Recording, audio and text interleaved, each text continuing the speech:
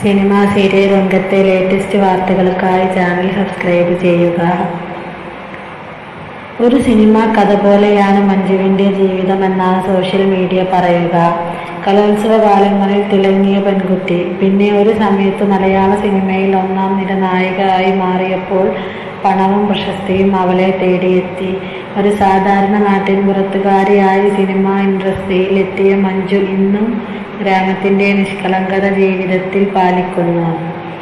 ഒരുപക്ഷെ അതാകാം ഇത്രയും വർഷങ്ങൾ കഴിഞ്ഞിട്ടും മലയാളികൾക്ക് തെല്ലൊരു സ്നേഹക്കുറവ് പോലും മഞ്ജുവിനോട് തോന്നാത്തത്.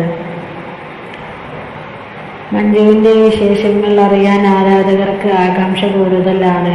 വ്യക്തിജീവിതത്തിലെ കാര്യങ്ങൾ ഇതുവരെയും എവിടെയും പറയാത്ത മഞ്ജുവിൻ്റെ പോസ്റ്റുകൾ ഒക്കെയും അതിഗംഭീരമാണ്.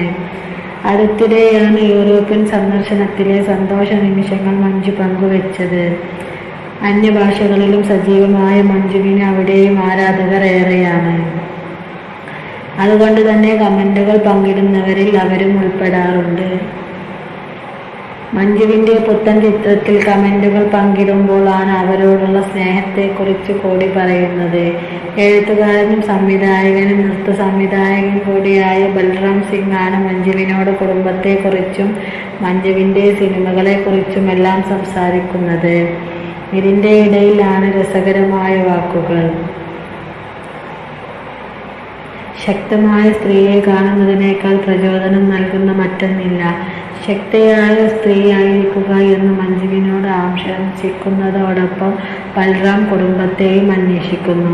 സുന്ദരിയായ മകളെ തിരക്കി എന്നും മകനും മകളും സുഖമായിരിക്കുന്നോ എന്നുമാണ് ചോദ്യം. പൊതുവെ കമന്റുകൾക്ക് മറുപടി നൽകാത്ത മഞ്ജു ഇതിൻ്റെ ലൈവ് ഇമോജി ഇട്ടുകൊണ്ടാണ് സ്വീകരിച്ചത്. എന്നാൽ ഈ മകൻ്റെ കാര്യം ചോദിക്കുന്നത് ഏതാണ് എന്നായിരുന്നു ആരാധകരുടെ ചോദ്യം. എമ്പുരാനിലെ പ്രിയദർശിനിയായി തിളങ്ങാൻ എത്തുകയാണ് മഞ്ജു. മാർച്ചിൽ റിലീസിനെത്തുന്ന ചിത്രത്തിൻ്റെ ടീസർ കഴിഞ്ഞ ദിവസമാണ് റിലീസ് ചെയ്തത്.